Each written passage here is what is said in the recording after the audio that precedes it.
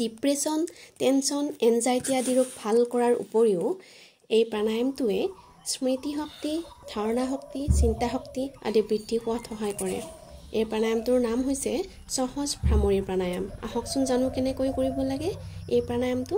পদ্মাসন নাইবা যিকোনো ধ্যানাসনত ৰাজহাড় পোন কৰি বহিব লাগে।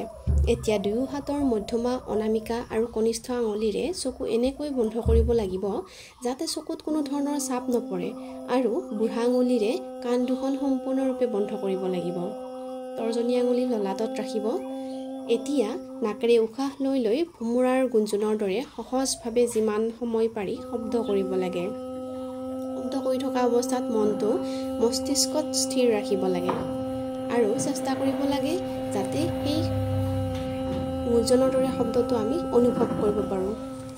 পুনৰাই নাকেৰে উশাহ লৈ এই ক্ৰিয়াটো অভ্যাস কৰিব লাগে। এনেকৈ 10 বা 20 বাৰলৈ এই প্ৰাণায়ামটো অভ্যাস কৰিব পাৰি। তেনেহ'লে আহকচোন সকলোৱে আমি এই প্ৰাণায়ামটো কৰোঁ।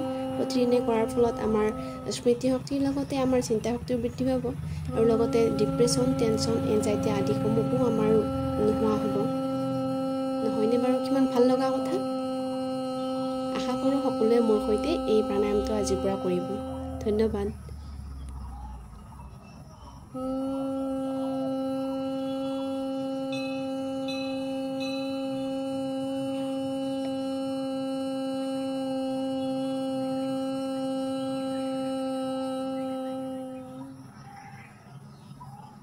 Oh